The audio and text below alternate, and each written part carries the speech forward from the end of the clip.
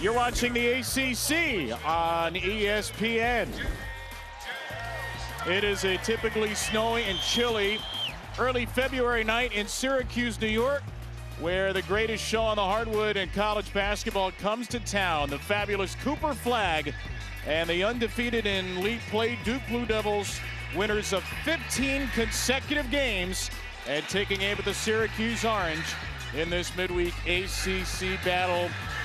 A loss to Georgia Tech for Clemson means Duke is a game and a half now up in the ACC. Syracuse trying to break free from the muddled middle. Thanks for spending part of your Wednesday night with us. Kevin Brown, Jay Williams, delighted to have you. You were in Cameron Saturday for a Duke demolition of Carolina. Blue Devils are 11-0.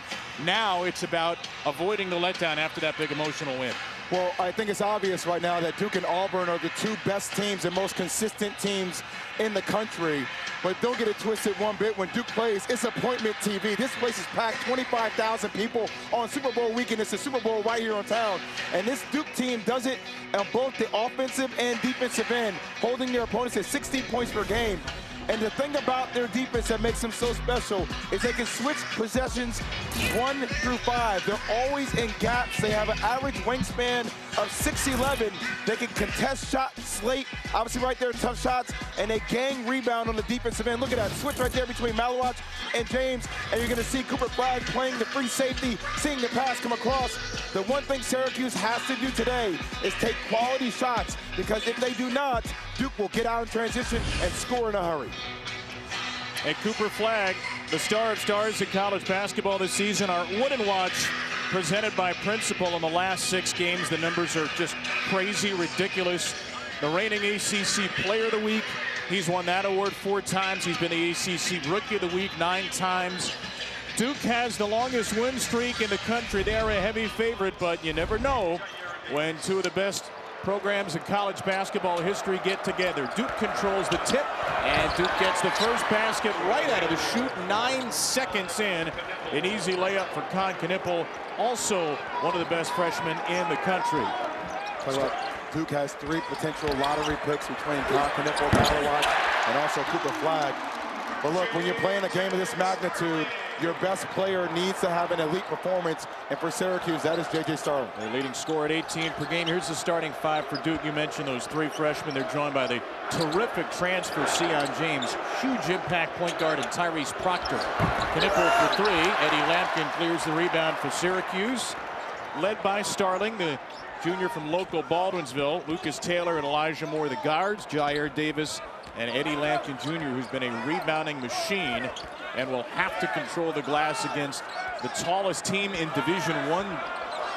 Lampkin will take it against the 7-2 Malawach with 8 to shoot. Rolling inside from Taylor. Starling 3. End of the shot clock, rims out to Tyrese Proctor. And those are the quality shots that Coach Autry was talking about. Cooper Flag will drive it. Freshman out of Newport, Maine. Sets a screen for Proctor. A step inside Starling, and he was fouled. J.J. Starling, the first foul of this game. The player Syracuse can probably least afford to get into foul trouble. Tyrese Proctor with 17 points in that game against North Carolina. But look at the stutter step right here. That little change of speed is just enough that Lampkin has to get back to Cooper Flag. You got to make a decision. Either you got to hedge and allow your guard to get back to actually protect the basket, or you have to go blitz to get the ball out of his hands. Being in no man's land is where Lampkin was on that last possession. So free throws for the junior Proctor. 10.7 point per game score. Well, Kevin, you talked in the open about the game after the game. It's human nature to get the rise for a game against North Carolina, but then coming your next game and be a little bit flat. That's something that John Shire has talked about. Every game is going to have this type of magnitude. There's a chance early for Syracuse to capitalize on that and get a lead. 2 missed free throws from the 78% shooter Proctor. On the vociferous student section, already gets a free Chick-fil-A sandwich. Got him on the post. 6 to shoot for Starling. Lampkin a long way away from the basket. They have to make a play at the end of the shot clock. Switched on the Flag, and Lampkin has no clue the shot clock's about to expire. It is year 3 for Jon Scheyer. Largest home win for Duke against Carolina since 2010. And 17 points doesn't even begin to describe it if you didn't watch the game. Duke was up 40-13 in the first half. They controlled the game. The final score was really just window dressing. Flag had it knocked away by Jair Davis. The senior out of Delaware starts on flag. Proctor a deep one. And too strong as Davis elevates over the top of Knipple. Gotta love the defense by Syracuse. They're in gaps. They're playing slightly off.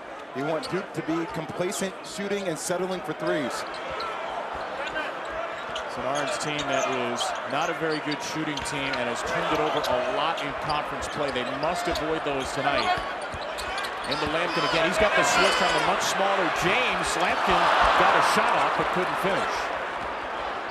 Great rotation by Duke. He got him wide open down low from Malawach. Hey! And Malawach stuffs it on the feed from James. Oh, look, Lampkin needs to sprint back defensively. Malawach is one of the guys on this floor. Everybody talks about Cooper Flagg and Con Knipple, but I actually think Malawach might have the highest ceiling out of anybody on the court. He's only been playing basketball for a few years. 7'2", 250 freshman from South Sudan. Moore, that's a very difficult one. Off the hands of Flagg into the hands of James. Jon Scheyer says go, go, go. Lethal transition team. Malawach was covered up. It's Proctor into the teeth of Taylor. Very difficult shot forced by Lucas Taylor. Well, even better defense by Taylor just to stay upright and hold his ground defensively. Now, what you're going to see is Malawach is going to run the floor. When he's sprinting the floor, Lampkin isn't down there. James finally picks his head up and recognizes he has an easy pass to Malawach for a slam. Blue Devils 2 for 5 start. Syracuse 1 for 4 with a turnover against third best defense in the country statistically. Starling, a right-handed shot from the left side of the lane, is knocked away. I think one of the opportunities for Syracuse is slowing down a little bit off that high PNR. Get the screen and then the re-screen, since Duke is switching everything on the perimeter. Have the big roll into the defensive player. JJ should get a shot open each and every possession if he can make the right read. Got some scattered boos from the crowd for the homecoming of Malik Brown on the ball right there. Spent the last 2 years, the first 2 of his career at Syracuse. Transferred to Duke this offseason and is immediately involved in a near takeaway with Flagg. He returned to the lineup Saturday. Jon Scheyer told us he had 8 of Duke's season-high 22 deflections. Well, they're trying to get him to score the ball more offensively, but he is the Secretary of Defense. He is everywhere. He's active. He has a high basketball IQ. And John talked about this before. Just has a great feel for the game. Again, deep into the shot clock for Syracuse. Starling gets to his right hand and finishes. He's got the first 4. Evans has to know in scouting report, Starling is a hard right driver. If anything, you want him to drive to his left hand. Might be a little more Isaiah Evans today. Mason Gillis did not make the trip. He is out with an illness for Duke. Knipple leans into Taylor, and he'll draw free throws. A 4-4 start for Duke, which has bedeviled conference opponents this season. 15 consecutive wins, 11-0. We'll put that in some context when we return to the Dome.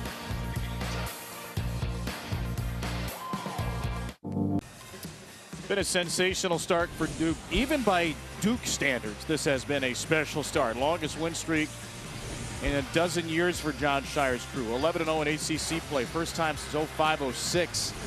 And 6 ACC wins by at least 20 points. The last time Duke had that high of a margin of victory in the ACC, the 2000-2001 team, which I seem to recall as having a notable player or two. Well, we won a national championship that year for Duke, and it was, well, we did it on a defensive end. I think this team, their ceiling is a national championship. And when you think about how good they are, both in their top 5 in offense and defense, and they hold their opponents to 60 points or less per game. And they play positionless basketball. They switch positions 1 through 5. It's probably the most connected team I've seen Duke have in a very long time. You said early in the year that this was the most talented Duke roster you thought maybe since your 2001 title team. Has anything dissuaded you of that notion watching these guys now? And I was coming off a loss against Kentucky. A lot of Kentucky fans came after me after that game, and I've held firm with that. Just because Knipple and Flagg and Malowacz play older, but they're fearless, and they don't know what they don't know. That's why you have guys like James. That's why you have guys like Gillis and Brown that come in and add that veteran experience. I mean, Gillis is not here, but I talk about a guy who played a national championship game. And then Tyrese Proctor and Foster are two guys that understand the continuity of the system and how they play. All the pieces fit for this team. Now, whether that translates to them winning a championship, we will see. 6-4 lead off the free throws by Knipple. A rainbow three by Lucas Taylor, grabbed by Knipple.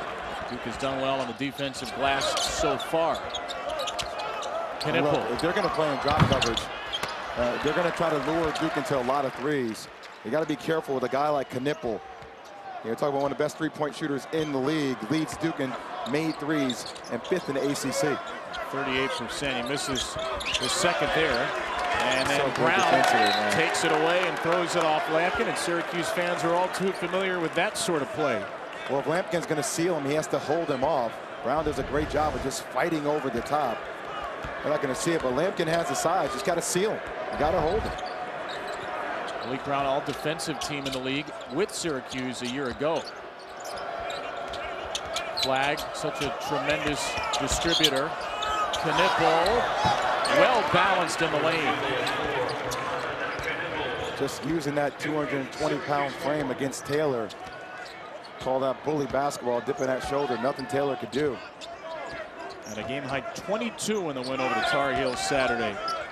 Brown knocks it away from Lampkin again. And Lampkin slaps it away from Brown, who waits for Flagg to get the ball, and then it's poked away. Duke scrambles back so well defensively in transition, and the Ards cannot get an easy shot. Starling will pull up, line drive in at 3, and he's got all 7. Well, 6 for 18 shooting in the win over Cal. Last game, J.J. Starling has begun 3 for 5. Cooper Flagg has not gotten a shot off in this game as of yet. First one. And he rattles it home.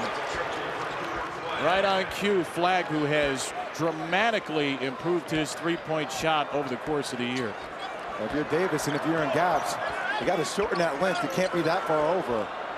One of the hottest three-point shooters on this Duke team. You can't leave Cooper Flagg for a wide open chip.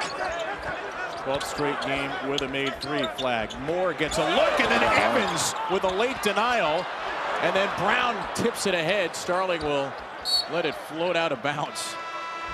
You talk about Malik Brown just playing passing lanes. Great job getting out there, but you love the hustle by Lampkin getting back into it. And this is where Syracuse has a chance, driving into those gaps. J.J. Starling relocating to the free throw line extended, knocking down the 3. And then, once again, I said before, you can't be that far over in the gap if you're Davis. You got to stay a little bit more connected to Cooper Flagg roaming on the perimeter. Those are long closeouts, and Flagg is so good at always catching the ball ready to shoot, but also triple threat, can put the ball on the ground and get to the rim. He's going to get his first breather as Patrick Gungba, the 6'11 freshman, checks in.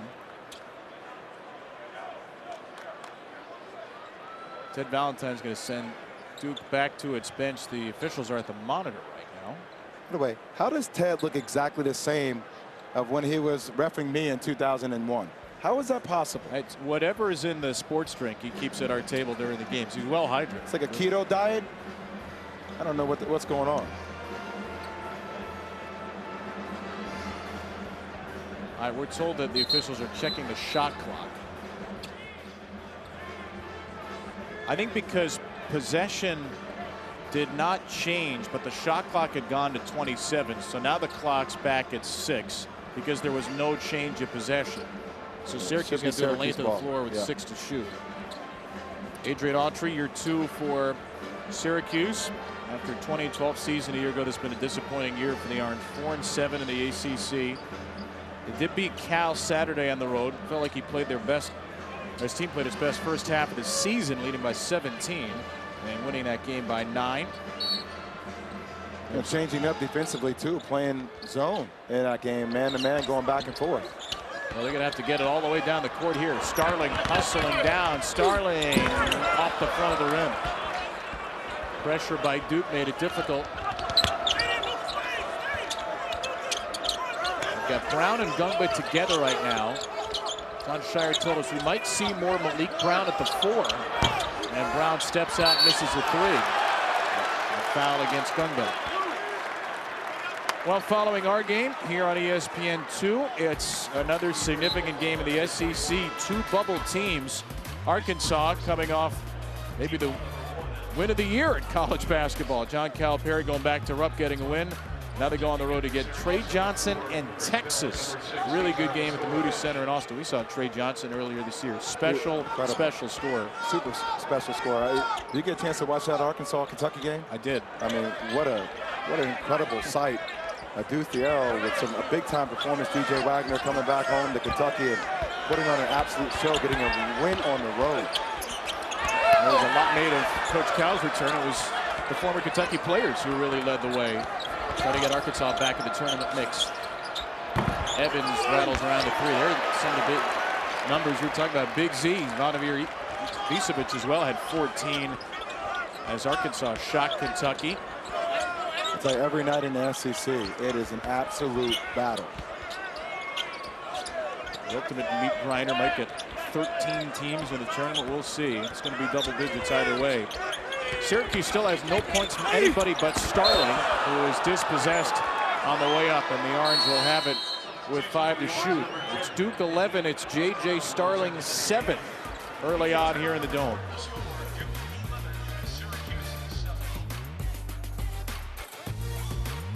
Historic program. Syracuse and Duke have been ACC rivals since 2014 when undefeated Syracuse beat Duke in front of a record crowd. And then later that year, Jim Boeheim's coat went flying.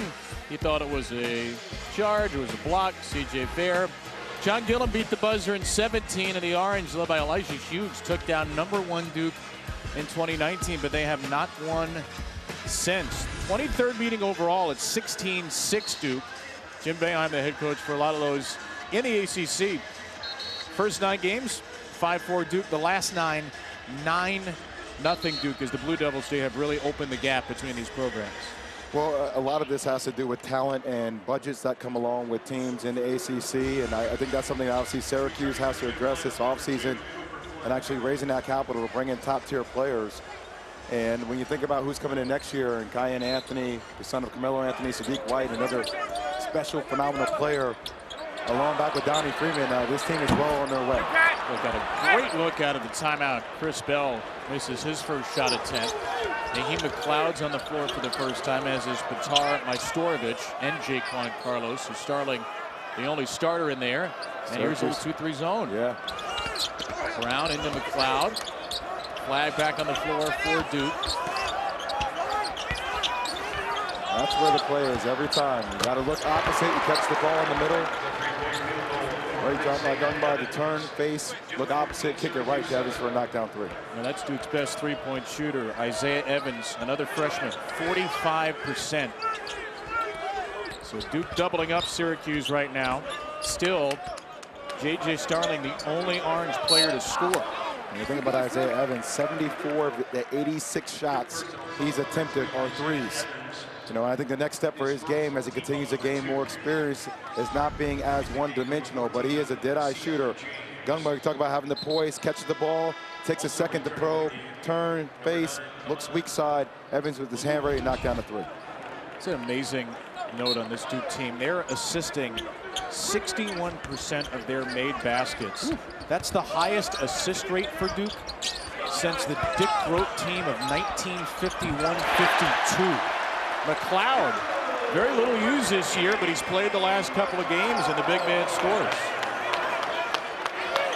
By the way, your 2001 title team is not far off at 58%. That's the kind of company this Duke team is in terms of sharing the ball. They'll share it again. Evans with a shot fake. Back for Proctor, a 3. It's good. Evans hit the last 3 and sets up Proctor for the next one. Yeah, great job by Evans to get to that short corner. Force the defense to collapse. Proctor once again rotating over, knocking down the shot. Duke makes 10 made threes per game. 4 assists, 6 makes for Duke this evening. Starling guarded by the much taller freshman Flagg. Starling rejected by Flagg on a three-point try. By the way, I'm waiting for one Syracuse player to utilize a head fake and crack into the player, because every Duke player has left their feet for every shot. James for 3, it's good. A timeout needed by Adrian Autry as Duke hits 3 consecutive threes. And once again, just utilizing a head fake. Cooper Flagg, a lot of people tell you about how great he is offensively. This is why I said I think he's the most complete player in the country. But when he does on both ends of the floor, Duke knocking down threes, this thing's cooking out of a hurry.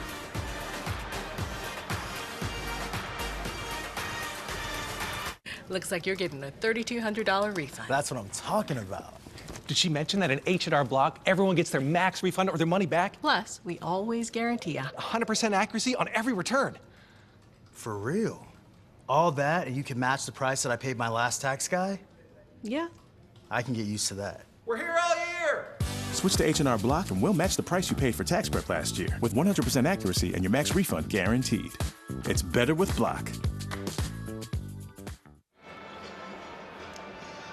9-2 Duke run. Big block by Cooper Flagg in the middle of it, who today was named as one of 15 players to the Naismith Defensive Player of the Year watch list. Leads Duke in scoring, in rebounding, and assists. Also leads them in blocks and steals. 1.2 blocks a game, 1.5 steals a game. By the way, in all of those categories, he's in the top 9 in the ACC. Will be the 4th freshman to ever win National Player of the Year. Zion, Anthony Davis, and Kevin Durant have been the recipients of that award. And I think as of right now, I think he is ahead of Janai Broome. Is it a 2-person race? Yes. It's between Cam Jones, he's in that too, but I think it's between those two respectively. Bell puts it on the deck and rattles home a 3. A needed answer for Chris Bell. This play's been so much better since he's came off the bench. Just doesn't seem to be forcing it, knocking down shots better from the perimeter, really extending that defense offensively. Evans around Starling into McLeod, spiked off the glass. Once again, so few opportunities to run against a Duke defense that rates 3rd in the country in defensive efficiency, behind only Tennessee and Houston. And just look how far out Syracuse is running their offense. Good pass. McLeod catches and finishes. 2 baskets for Naheem McLeod. And John Shire will take a timeout. Naheem McLeod had 6 points on the season, and he's got 4 in the last few possessions. Well, Chris Bell and Naheem McLeod, Syracuse is going to have to find some offense from everywhere, trying to hang with this Duke team.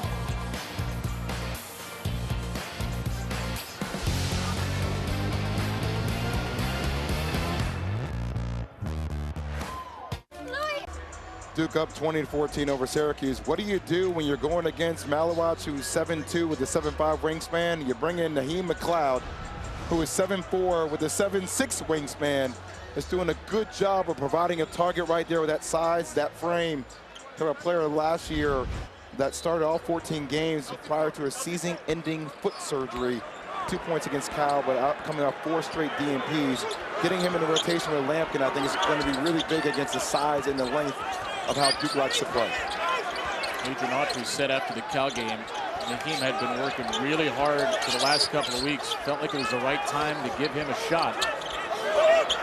There's Flagg against Majstorovic. Freshman over freshman. Rebound Starling. Syracuse is showing Cooper Flagg multiple bodies every time he turns and faces, seeing 3 or 4 white jerseys. Starling gets another screen from McLeod. Easy for James to fight through it. Great closeout by Knipple. Bell puts it on the deck. Chris Bell, very short. And it's knocked away off of Majstorovic. And it'll be Duke ball with under 8 to play. That's our under 8 timeout. 9-2 run for Duke. Couple of baskets have answered for Syracuse.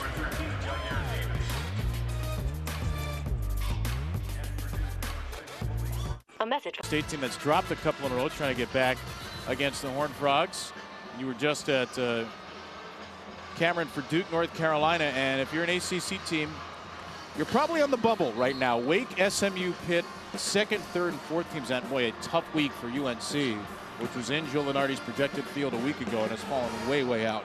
Yeah, North Carolina have another shot against Pitt coming up very, very soon. Same with Wake Forest. I mean, that's where the ACC is right now. A lot of teams trying to crack open. The only problem is you don't get quad one opportunities as of right now. So some of these potential out of non-conference games will come in very heavily down the stretch. Out of the four we saw there, Wake, SMU, Pitt, UNC, who has the best shot, you think, to make a push? I think Pitt, probably. Just because of their guard play, the way they can line up. I know they're going in and out, but I would probably say they have the most talent. Wake is there, too. Wake gave Duke a good fight week and a half ago, ultimately fell at home. Proctor for three. Look, we talked about if you keep going under those screens. I know Syracuse typically sits in deep drop coverage, but if you're Tyrese Proctor, Con Knipple, Cooper Flag, you have the green light to shoot every time you see that opposing guard go under. Duke has hit 5 of its last 7 from deep. Very good three-point shooting team, and they take a lot. Davis fading and scoring over Knipple. Really like the poise right there by Jair Davis.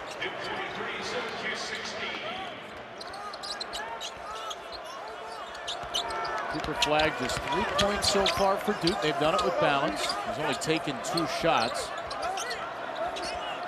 Put a screen, Carlos here. Knipple. Great job by Carlos fighting over the top of that screen. And now Carlos going to have to fight against Flag, and Carlos strips it away. The undersized point guard kicks it to Starling, whose 3 is short. Carlos picks up Flag again in the half court. James drives it over McLeod and finishes. I really think Sion James has a chance to be a pro.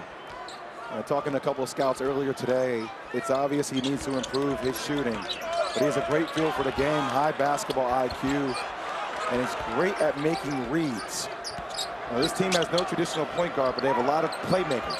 And there's one of them, Knipple, who is fouled in the act of shooting a 3. Jair Davis picks up Syracuse's 3rd foul. Sion James right here, just off the drive, and that's when Duke can go small. If Syracuse switches, McLeod doesn't have the size or lateral quickness to stay with James. He can drive him straight from the perimeter. But also, if you're McLeod, you have to recognize that James isn't a great three-point shooter. You can play off of him, and you can contest late with that 7'6" wingspan.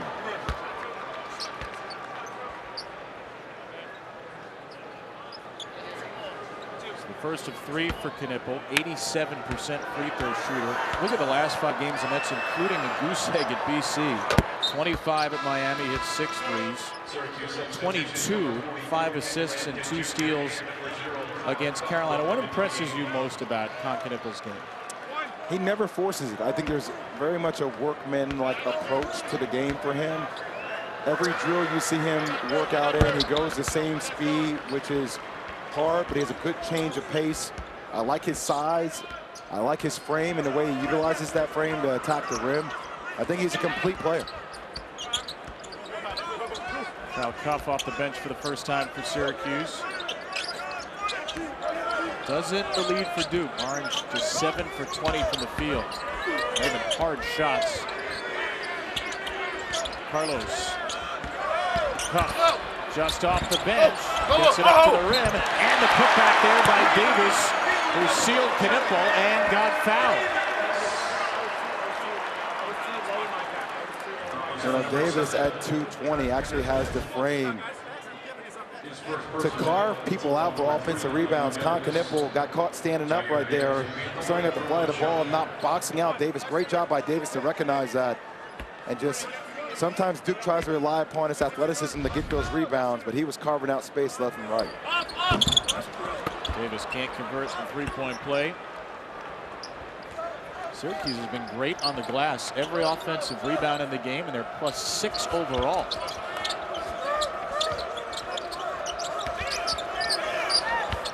Proctor from Flag. Shot ready. Brown swats it out. Flag is ready for 3, and that's short. And Knipple Thought he knocked it off of Davis, and it's Syracuse ball. This Thursday, it's tomorrow night. Great primetime women's basketball doubleheader. Love this non-conference game. It's always fun when UConn and Tennessee renew their rivalry. Paige Beckers and the number 5 Huskies into Knoxville at 6:30. And then Hannah Hidalgo, one of the top scorers in the nation, and number 3 Notre Dame, a title contender, hosting Stanford, 8:30 Eastern on ESPN. Those games both on the ESPN app.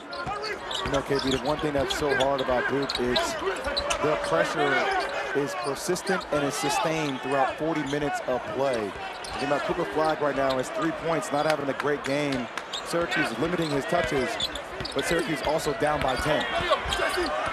Carlos, boy, the degree of difficulty on every one of these shots is so high.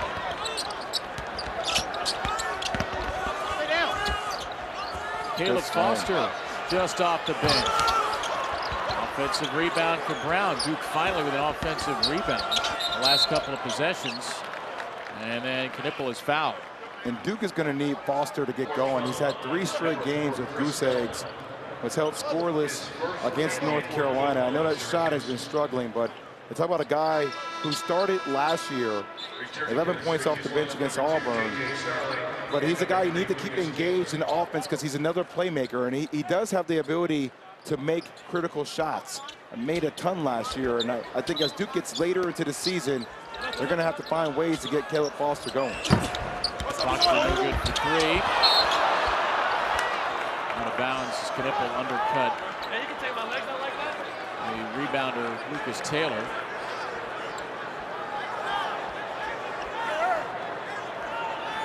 So one of the things. I don't really know where the foul was there. Was there a foul? I thought it was just out of bounds. Just ball out of bounds, okay. One of the things that we get to see up close and hear is how well Duke communicates. You're just at home, just watch the way they switch, watch the way they fight defensively. Well, Malawatch at the backbone of the defense is communicating at the top of the key on every pick and roll, and every other Duke player is echoing commands. There's a foul there, but before that, it was 20 seconds of brilliant defense by Duke, which is dominating that side of the floor. They haven't fully got going offensively yet, but John Shire's team still up 10, looking to stay undefeated in the league. With you. And when you think about their interchangeable parts between Sion James, Malik Brown, Cooper Flagg, Con Knipple, Malawatch, they communicate. I talked before we went to break about echoing commands. Within the Duke defense, that means when there is a scouting report, if that's a pick and roll or a certain coverage on an offensive play, you yell it out. Everybody else's responsibility is then to yell that same exact directness out. And it's that type of communication that I think allows this Duke team to excel. And also, everybody is always down in the stance. I think this is the most disciplined defensive Duke team they've had in a long time. And such a young team, too. John Shire has drilled this team very well. They've, by the way, only committed 4 fouls, and Syracuse has shot just 1 free throw. All this hard guarding. Cup gets space around the big man Malawatch, and that foul will go against Duke. Eddie Lampkin in position. So there's the 5th Duke foul of the half. You talked recently about Duke practicing championship habits. Is that what you mean, communication defensively? Well, especially if you're applying pressure on the ball. You know, and I think a lot of times when guards are applying pressure on the ball, it's the big's responsibility to communicate to that guard where those screens are coming from or what the reads are defensively, things that are about to happen. So it's that trust that is developed between your bigs and your guards with the pressure as well. That was the 2nd on Knipple. He'll stay out there. Starling trying to get around his old teammate Brown. Cuff. Malawatch goes straight up in the air, and Brown snatches it away. And that's the hard part. You get a drive towards the baseline. Malawatch is already in help position with his arms up with that 7'5" wingspan to block out the sun. A team that starts 3 true freshmen. 3rd best defensive team in the country. You see, last year, Foster would have shot that. He wouldn't have thought about it. Proctor rolls it in for Brown, batted away with a 1.7 to shoot. Well, you like what Syracuse is doing. They're really digging in defensively. They're getting points on the offensive glass. They have to limit their turnovers. Duke with 8 points off those 5 turnovers. But that's the reason why they're staying in this game. They're getting the 50-50 balls, and they're defensively rebounding. Flag replaces Knipple. Proctor. And Lampkin's going to be called for a foul there against Malawach. First on Eddie Lampkin, 5th on Syracuse. Long threes equal long rebounds. Got to be ready to chase those things down. We talked about Duke's ability to get in the offensive glass. Those are the type of possessions that you have to get. James back on the floor.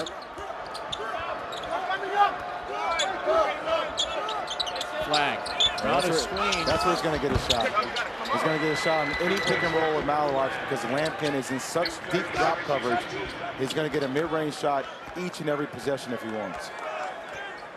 5 for Flag. It's Duke by a dozen. Syracuse has not scored in about 3 minutes. A great job by Cooper coming from the weak side there to stop Lampkin on the slip. Flag switched on to Cuff. The Kansas transfer lost the handle. James with a steal. James down the floor. Got Starling in the air. Couldn't finish. Syracuse does not have a fast break point in the game. Once again, Duke back defensively. Taylor.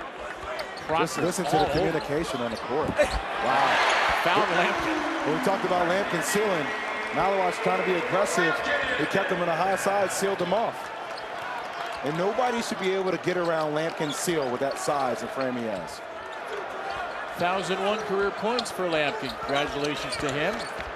Malawach. Thunderous finish. If you're Cooper Flag, that's going to be your bread and butter. Any kind of middle of the court pick and roll with Lampkin. Even if he shows Flag is good enough to get to the rim off the dribble. Back-to-back possessions have gotten a point. A basket from Flag. Malawach's pick and roll. And there's a 3 for Lucas Taylor. Much needed for the senior from Raleigh.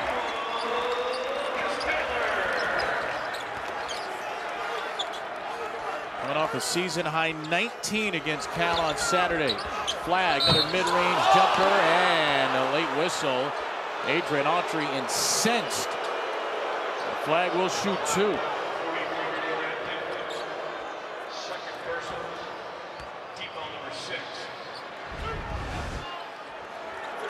There's that pick and roll, middle of the court. Lampkin in that drop coverage. You know, Davis is up on the high side. He's going to get that pick and roll each and every time. And then offensively for Syracuse, Starling. I love this on the screen. Cooper tries to jump on the screen. He rejects it. Kicks the ball to the corner, forces the defense to help on the help side, knocks down a shot. You got to get creative with that high PNR if you're Starling. Foul was Lampkin's second. We were talking about that, you know, sometimes if you're stalling, if you're at the top of the key, since they're switching or if they want to jump it, sometimes you can catch Cooper Flag's head leaning in one direction or looking at the screen. And when he does that, that allows you to reject the screen. And Starling has to be able to make those reads with his eyes. And that takes a certain level of awareness each and every possession. And 2 more free throws for Flag at the other end. You saw the note there. Since the 11th, 60 attempted free throws. The rest of his team combined 77. And he's shooting 80%. Under a minute to play in a first half that has been controlled by Duke, which has not trailed. Lampkin still out there with the 2 fouls. Taylor, little flip shot, poked around to Brown. Proctor. Flag says settle down now. 6 seconds between game and shot clock. Good recognition by the freshman. Pull it out. Utilize as much of the shot clock as possible. Both teams have used their first half timeout. Proctor. Malawach screens for a Proctor 3. Like I said, Lampkin is in drop coverage. You're going to get a wide open shot. And it's knocked away from Starling at the end of the half. Brown heaves it. And Brown back rims it. A 3-pointer and a takeaway What an appropriate way that is to end the first half for Duke. It was a little choppy, a little sloppy, and still it is a 14-point lead for the Blue Devils on the road. Duke goes 6 for 15 from 3. Cooper Flagg had one of them. 7 points, 4 rebounds, and an assist for Flagg. Tyrese Proctor tied for the team lead with 9. Guys in the studio, another very impressive 20 minutes for Duke. Kev, not the first time we... Languages overlooking the campus here at Syracuse University. A winter storm approaching tonight. 37-23 Duke with the lead after 20 minutes. Kevin Brown, Jay Williams back with you. There is just something about seeing this Duke team in person. I know you all are watching at home. I hope you can get a chance to see them in person and the way they defend, the way they move, the way they communicate. They are such an elite team on that side. I feel like we're almost playing a drinking game. Every time I say wingspan, you should take a shot. I mean, but that's honestly what you think about with Duke basketball is their size, their length, and how they do it defensively. First off, they knocked down 6 threes, 24 points in the first half. This is a team that averages 10 made threes per game. You talked about their assisted shot ratio. They're so good coming off ball screens and having their hands ready to shoot. And then their defense is that of a boa constrictor, right? They just drain the life out of you over time, and it's consistent effort, fighting to get over the top. Turnovers as well in the first half. Tonight's game track brought to you by E-Trade from Morgan Stanley. Cooper Flagg, a relatively quiet night, but still 7 points, 4 rebounds, an assist, and a block. J.J. Starling had the first 7 points for Syracuse, has not scored since. 7 Syracuse turnovers, 3 of those steals for Malik Brown in his return to the Dome as an opponent. I saw a good sign at Duke the other day. I pledge allegiance to the flag. That's pretty good. It's a pretty good one. Yeah. There are a lot of good signs today. I saw a kid that walked behind us at halftime with a sign that said, "I drove 8 hours from Canada to see Cooper Flagg." Wow. I didn't see or have not seen any signs that say Kevin Brown. You are not looking closely enough. I did see one sign that says Stephen A. Smith for president. Now you are looking closely enough for that one. I won't be on the ballot yet, but thank you for your consideration. I mean, you are the mayor here. You know everybody at your school. That's not necessarily true. There's a guy across the way I haven't met yet. 14-point lead Starling, and Syracuse begins the half with another turnover. And then J.J. Starling picks up his second foul, so much the way the first half ended. Well, Coach Autry's telling Starling to throw the ball over the top, but also you can't be lethargic with your passes. You have to utilize ball fakes, you have to be sharp, and also you can't telegraph where you're going to pass the ball. Starling looking exactly where he wanted to pass the rock. Todd Knipple and Tyrese Proctor each had 9 in the first half. Knipple set up by James, spins in. Duke's 7th of the night. And the lead is a game high 17 now for Duke. Can Syracuse hang around, find some baskets here to start the half, keep this thing from getting out of hand. Davis, that'll do it. 6 for Jair Davis.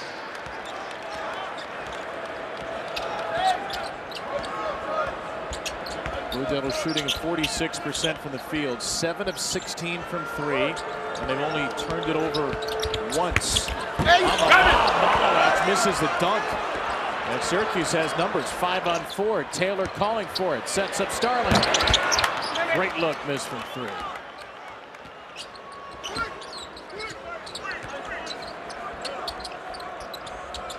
Flagg again in that screen with Malowacz. And Malowacz is foul on the catch. Well, Taylor, you're going to see Taylor dig in to help on this drive right here on James, and no need to be that deep on the drive. You got to hedge. You got to get out to a perimeter shooter that's shooting 38% from the three-point line. You can't allow Con Knipple to catch and shoot wide open. This is what he does. Minus that. They got lucky there.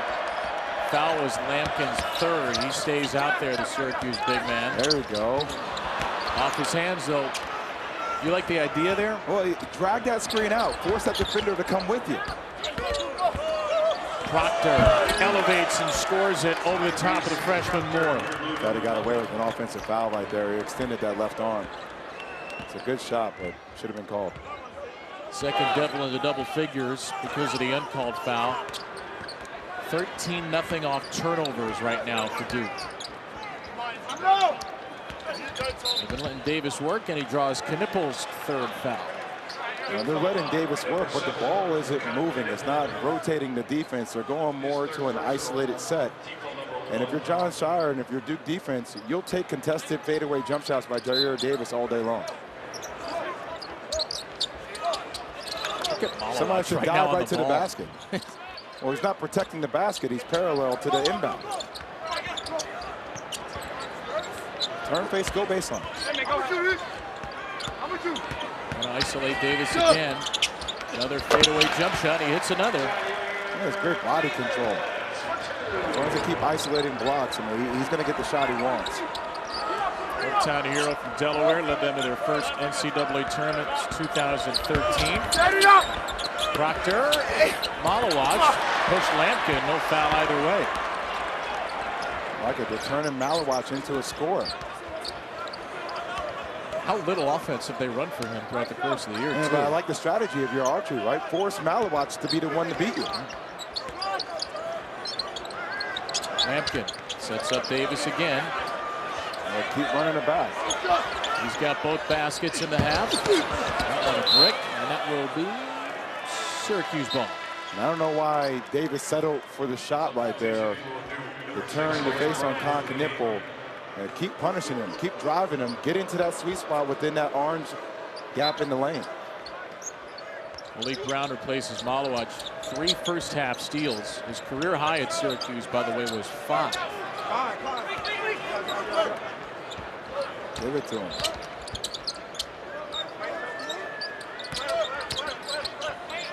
Very stagnant possession here. Taylor hoists a 3. It's not close.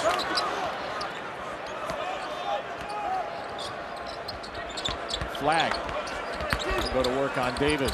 And the flip is good for Cooper Flag, who then I think got knocked down hitting his own teammate Brown. What a tough shot. I don't think Jair Davis could be any more physical with Cooper Flag than he's been. Starling air ball from point blank range. Tracked down by Lampkin. Power dribble into Brown. Lampkin in all kinds of trouble. Steal for Flag. Flag. Brown, and he gets absolutely held up. That very well could be a flagrant on Taylor. Ted Valentine and John Gaffney are in to discuss it. Yeah, that's a flagrant one. John Gaffney's got the call, and it looked like there was no basketball move there by Taylor. I mean, you talk about Cooper Flag. Not only is he playing through contact and knocking down tough shots, watch how he plays bully ball right here. Gets to a spot and gets a quick one off, and then in transition, this is why John Shire calls him the point guard of this team. Drops the pass off to Brown for the flagrant one.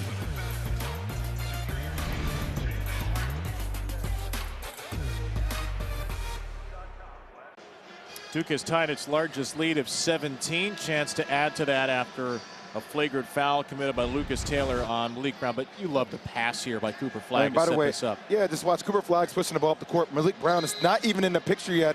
Goes a little bit sideways, drops the pass right there. And everybody always keeps talking about, and that is a flagrant one, the lack of a traditional point guard on this team. I'm just going to go ahead and say it. They're wrong. Duke does have a point guard. That is Cooper Flag. I mean, he sees the court. He initiates the offense. Him and Knippel in that high pick and roll, he acts as the de facto point guard for this unit. Now, they have a lot of playmakers, and as Coach K would always talk about, you're not one player. We want you to be you're not one position. We want you to be a player on the court. So Tyrese Proctor, Knippel, Sion James, they all can initiate the offense. But when you need a bucket and you need somebody to get the composure of the offense, no means that is Cooper Flag. Incredible basketball IQ. That's been apparent since day one. By the way, just a smart kid in general. He had a 4.0 GPA in the fall semester, Cooper Flag. You saw that this summer at USA Basketball when you had guys like Stephen Curry and Kevin Durant and LeBron James all bloviate about not only his skill, but his ability to make reads, and that's the hardest thing. It's a lot of times for freshmen, the game is going at 8,000 miles per hour, and certain players have that ability for the game to slow down. And even if the game being slowed down at this level, it's still extremely fast at the next level. Cooper was making reads at the next level, at the highest of the next level. Points created, the Porter system, 31 a game. He might create some more here. Davis fouls Brown. Another terrific find. Like, once again, just it's one dribble with the left hand. Watch, ball gets rotated. Here comes the screen. One dribble with the left hand. Boom, right in the pocket. I mean, that's a pocket pass. That's precision passing. And when we talk about the complete player, I know a lot of people get angry at me when I say that, but it's the precision of the passing. It's the shooting that's gotten exponentially better. It's the ball handling and making the reads. And it's also the defense. I mean, he could be a primary defender, but he's also incredible coming from the weak side and making those defensive adjustments and getting a lot of tips and deflections. 7th in the ACC in assists, 7th in rebounding, 2nd points, 7th in blocks, 9th in steals. Again, like I said, the most complete freshman I think that has played Duke in Duke basketball history. I know that's a lot of incredible players. That's Grant Hill. I think Grant had a high upside. I don't know if Grant scored the way that Cooper does right now. I know that Zion was prolific, Marvin Bagley prolific.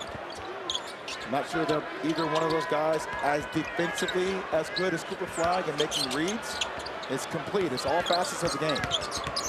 Jaquan Carlos faded over Proctor. Syracuse running the fadeaway offense here in the second half. All three of their buckets turnarounds. The fadeaway offense? Yeah, just everybody shooting fadeaway shots. You got to come up with something new against Duke, I guess. Another pocket pass. Brown brings the Thunder off the drop down from James. Adrian Autry calls his orange over. Man, oh man. One assist after another. All kinds of talent on this court. All kinds of next level talent. Speaking of the next level, I'm told we have a big NBA blockbuster trade that just happened. So we'll come back with that, plus a little more college hoops.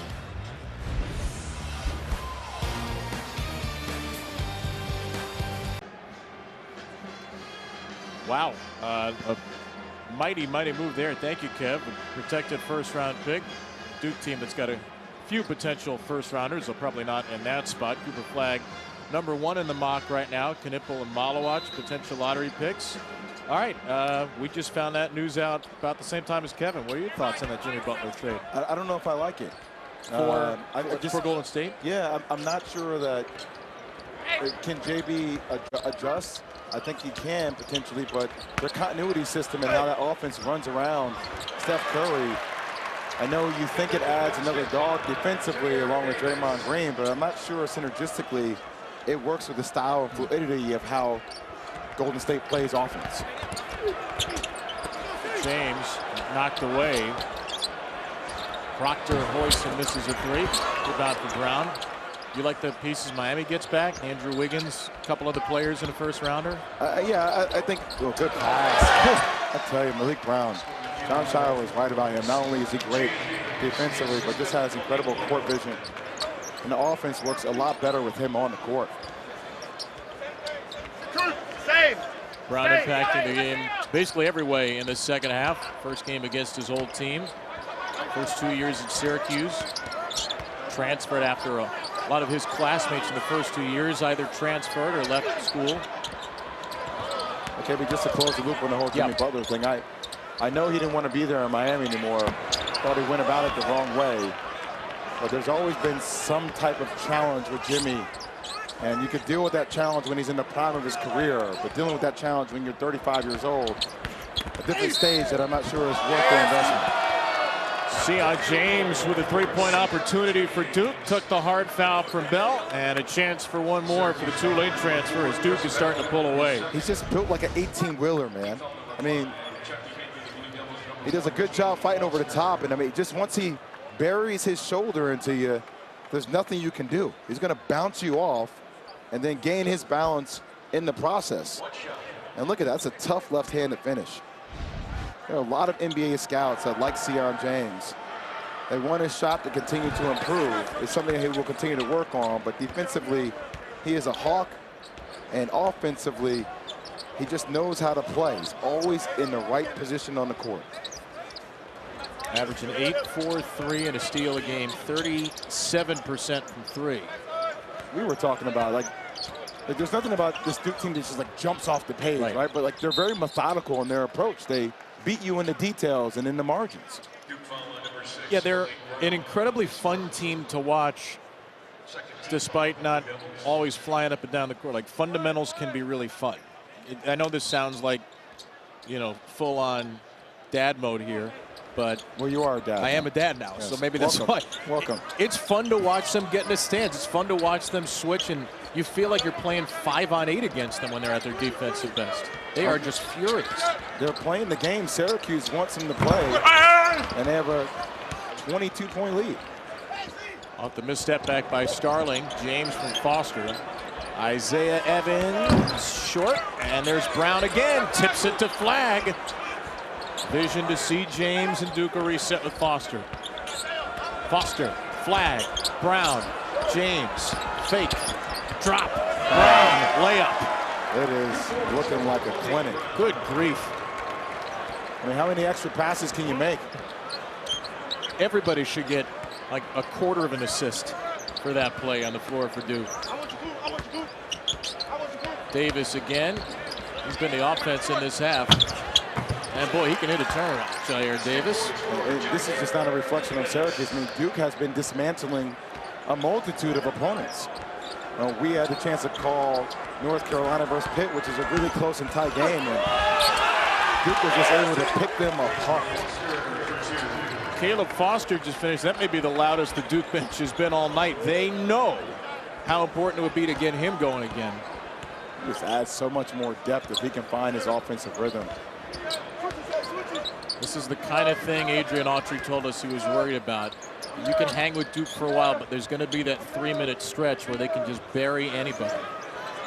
And this has been a lot longer than 3 minutes right now. Davis again. Feeds Starling, who finally hits a 3. J.J. Starling's first points in about 23 minutes of game time.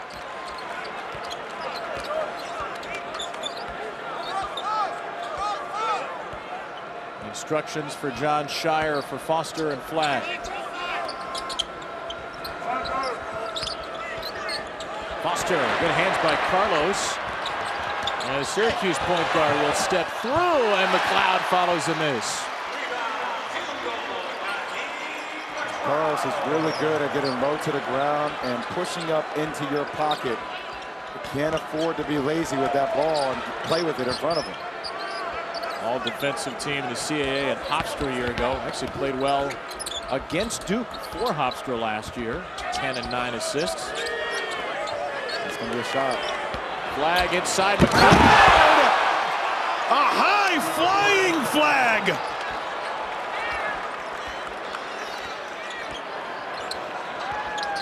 The kid that drove 8 hours from Canada is going to feel like he's flying on the 8 hours back home now. Flag with a blocked shot. That's just a smart foul by Bell, because who knows what would have happened had he not stopped that outbreak. I mean, I know it's not Vince Carter in the Olympics, but a little head fake here on the perimeter. I mean, he's going against a guy who's 7'4".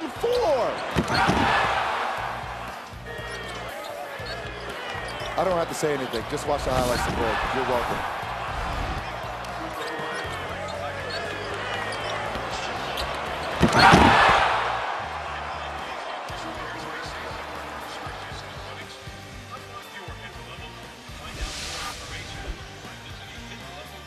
Oh my.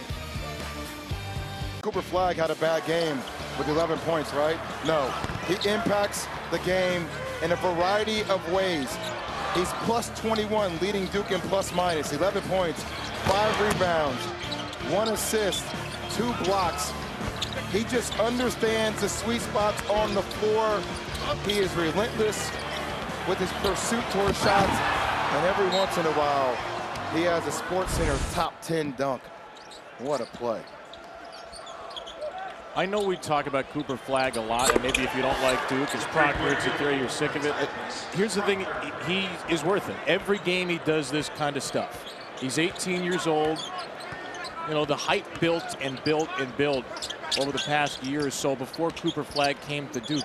He's exceeded that almost immeasurable hype in a way that not many freshmen do. And Hakeem McLeod gets a bit of revenge, and a season high 8 for him. Yeah, but you look at that stat line, KB, it's 11, 5, and 1, and you're like, oh, there's nothing impressive about that stat line. But if you watch the game, the passes, the shots, the rebounds, the moves have been all very pro-like. Not a lot of wasted movement with Cooper Flagg. Cuff step back three. McLeod. Tough rebound. That was the biggest yell for somebody that didn't get off the ground. Yes, it was. Now when you're 7'4", to get off the ground. Cuff misses another three. And this time it'll be Gungba entangled with Majstorovic. It's Duke ball on the arrow. Well, I only joke with McLeod, but you love the fight that he's bringing to the table. He's sprinting the floors, getting rebounds, had the strong finish, and got the offensive rebound. And look, frankly, Syracuse at times, they've needed fight. Not just tonight, fought for well tonight. They've needed fight this year. In and out in terms of the different rotations. They've had 8 starting lineups. They're still without Donnie Freeman, great freshman. They're not sure if they're going to get him back. He hasn't played in a month with a lower leg injury. And you see the boot on the right foot of Donnie Freeman right there. Red Autry told us they should know pretty soon whether or not Donnie Freeman is going to have a chance to come back or be shut down. Evans. Boy, that is a quick release. Isaiah Evans, another Duke 3, their 9th.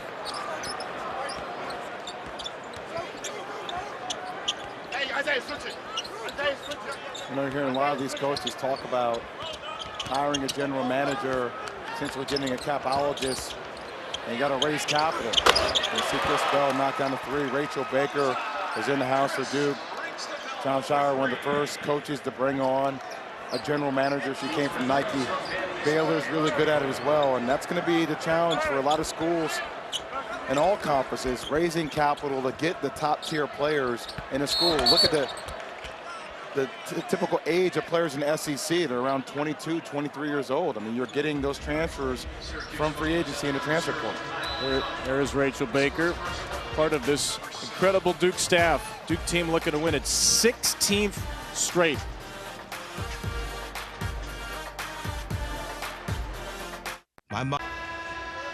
Game within a game. Yeah. Seth Greenberg, I love it.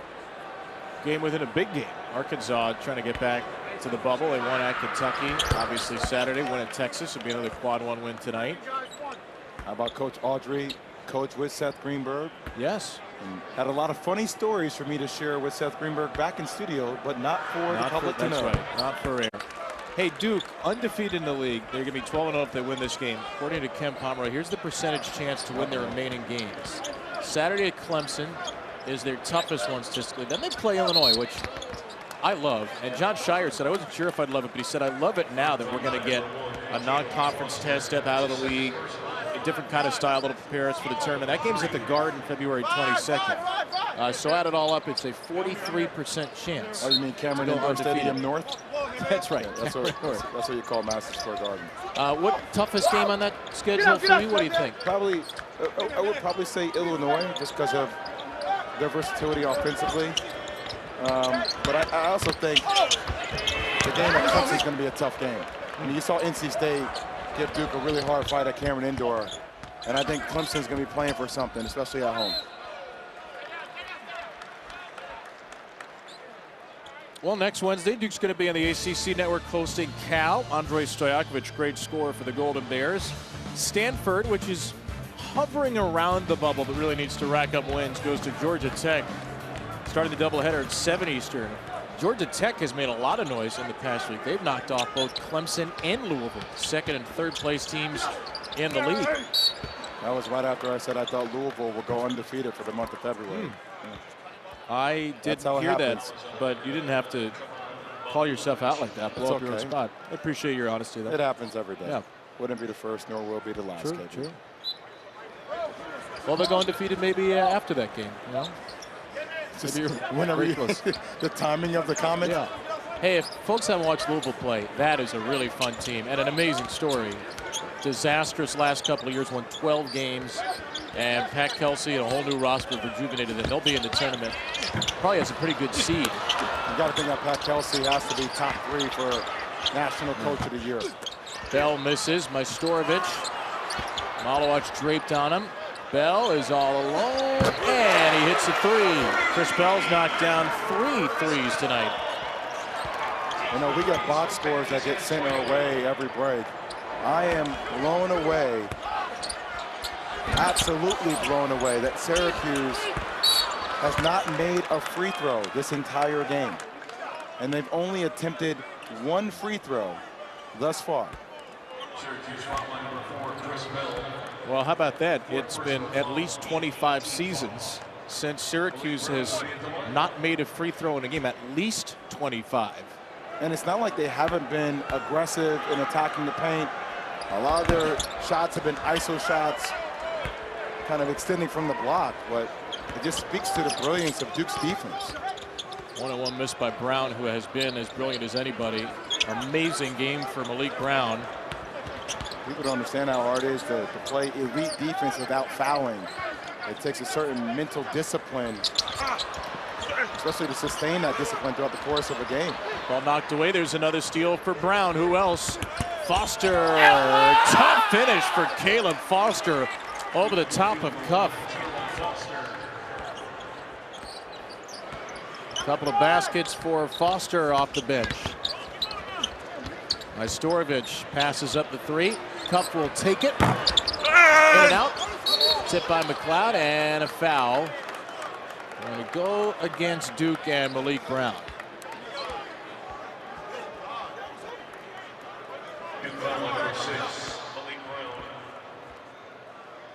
Malik Brown, 6 points, 8 rebounds, an assist, and 3 steals in 21 minutes. Great piece in the Daily Orange, the Syracuse student newspaper this week, talking about Malik Brown. His parents said that Duke was one of his dream schools, but he was a very lightly recruited kid. Syracuse got him, and they felt like they had a steal. And he was a terrific player here for 2 years. A lot of players left the portal the last couple of years. Malik Brown leaves, gets to Duke. As Proctor is fouled, he'll shoot 2. Don't forget, coming up next, Arkansas and Texas. Big week it could be for the Razorbacks. And the knockdown, drag-out SEC. ESPN2 right after this game and on the ESPN app. And if we are not done by 9, which we'll see, give you an update on where that game starts. You know, one of the things John Shire talked about, I was listening to an interview of him on my flight over here, about how coachable everybody on his roster is. And in today's day and age of the transfer portal with NIL, I don't think people at home understand how much of a rarity that is. But everybody on your roster pulling in the same direction. It's damn near impossible in today's game because somebody is unhappy with their playing time. Somebody's agent is trying to renegotiate their deal. They're unhappy about the amount of money they're getting or the way they're going to be positioned. And everybody in this roster for Duke seems that winning is above everything. And they're competing for something different. Now, Auburn could be the same. There could be a couple other teams on the same. It's just you don't see this every single day in today's climate. 2 longest win streaks in the nation, Duke and Auburn. Really good St. Mary's teams in there, too. Brown just blocked that shot. John Shire told us something today that fits in that exact vein of what you're saying. I thought this was interesting. He said, this is the least social media interested group we've had. And maybe people are going to laugh when they hear that, but that is a real thing. Well, coming off last year with Jared McCain, right? He was obviously, you know, he's hurt, but playing for the 76ers is incredible. I mean, was a social media sensation and star. But like, it seems like there's all these dudes care about is hoop. And that's not to say you can't have fun on Instagram, both, yeah. But he said this group, they just don't care about it. And he said it helps because Cooper Flagg doesn't care about any of that stuff. And when your lead guy doesn't care, it sets the tone for the rest of the roster. Malowicz with the alley-oop dunk on the last one from Evans. 4 assists for Isaiah Evans tonight. And a 27-point lead for Duke.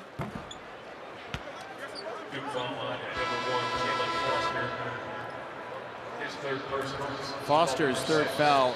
Syracuse will be in the bonus on the next end. That might be the end for Malik Brown, who gets a nice hand from John Shire and the Duke fans. You know, one last thing, Kevin, on John Shire that I have to give him credit for.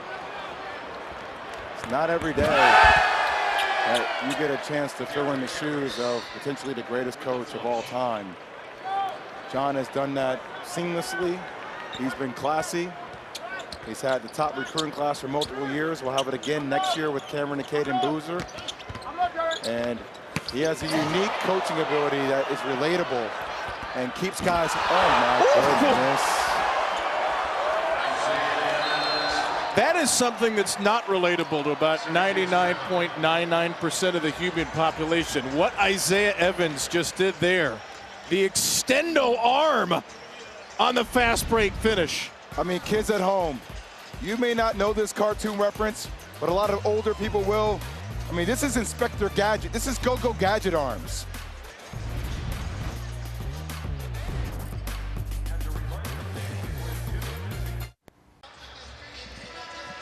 Gents, looking forward to that game. Another fun night in the SEC. John Shire and Duke, my goodness, up 31, 7 dunks in the game, and so much ridiculous ball movement. You just tell me what you don't like about the next series of plays you're going to see. A little drive, kick, short corner. Oh, Malik Brown with the dime. Oh, a pass, extra pass, head fake, get into the gap again. Another extra pass. Oh, reverse lay. And then a little head fake and a little show. I mean, Seth Greenberg in studio talking about a grown blanking man. We got a lot of grown blanking men on this court. Add it all up, it's Duke by 31. They led by 14 to the half, plus 17 in the second. Oh my God, Greenberg in studio getting really edgy. Getting edgy on him. I'm liking it. I'm wearing off on him. What's your favorite kind of Seth? Edgy Coach Greenberg? I call him Notorious B.E.R.G. It's pretty good. Yeah. That was worthy of a sticker at least. Yeah. J.J. Starling, the last bucket. He's got 12. Starling and Davis, the co-Syracuse leaders with a dozen. There's another Duke dunk. It's Gungba. 8 Duke dunks. I mean, the scary thing is, like, this is the end of Duke's bench, essentially, in the game, with the exception of Malawatch. Before a free throw, really, we're going to have a promo for you tomorrow night. Love the great non-conference games you get late in the year in women's basketball. UConn, Tennessee always delivers. 6:30 Eastern on ESPN, followed by Stanford and third-ranked Notre Dame. Irish have won 14 in a row. That's tomorrow on ESPN. So here you go. Syracuse 0 for 1 at the line. Naheem McLeod hits the first Orange free throw of the game. His first made free throw of the year.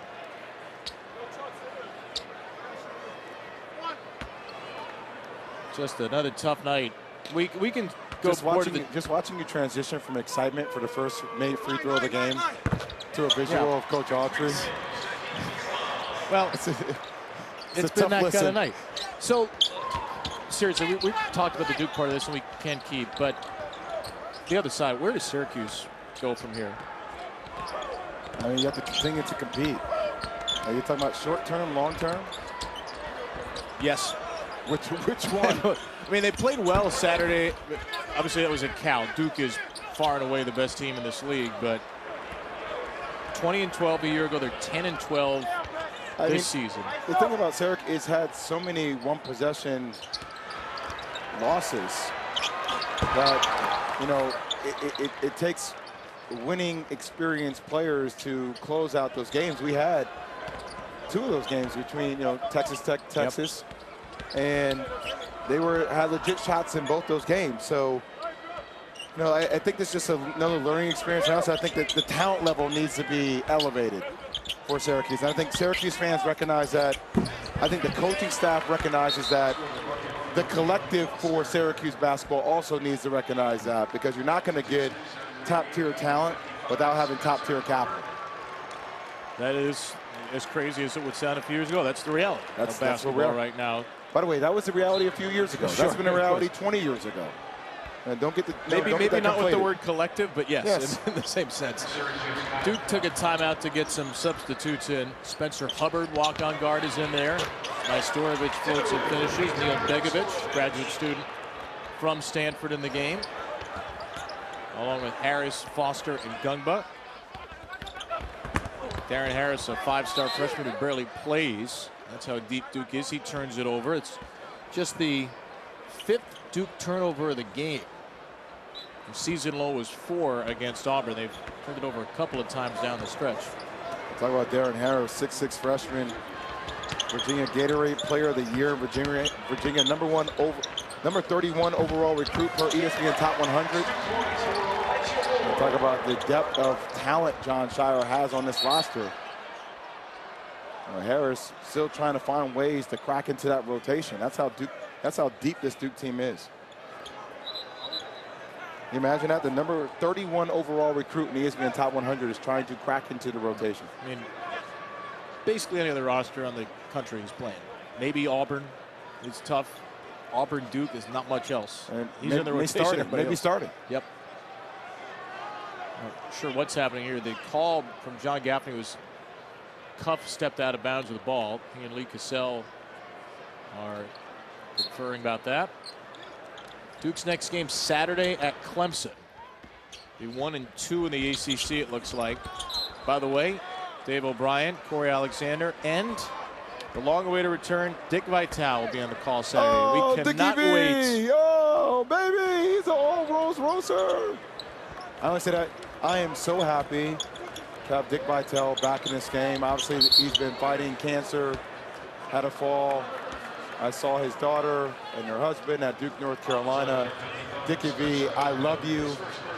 You are a monument that we have in this game. You are a staple of this game. College basketball misses you. We are so excited to have you back. Well said. Well said. Saturday night, going to be an amazing game and an emotional game for all of us that have watched college basketball on TV in our lives and don't know what it's like to watch college basketball without Dick Vitale on the sideline with a headset on. I mean, my first game in college was against Stanford at the Garden.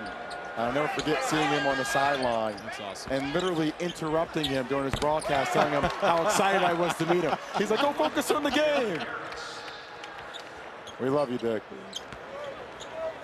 83-54 is the score. Darren Harris has added a couple of baskets off the bench for Duke, which is shooting 57%, 69% in the second half. And if you're looking for steps forward for Duke, they crushed Carolina Saturday, but they took their foot off the gas in the second half. They did not take their foot off the gas in this second half. There was no letdown. The game after the UNC game, sometimes it's emotional letdown.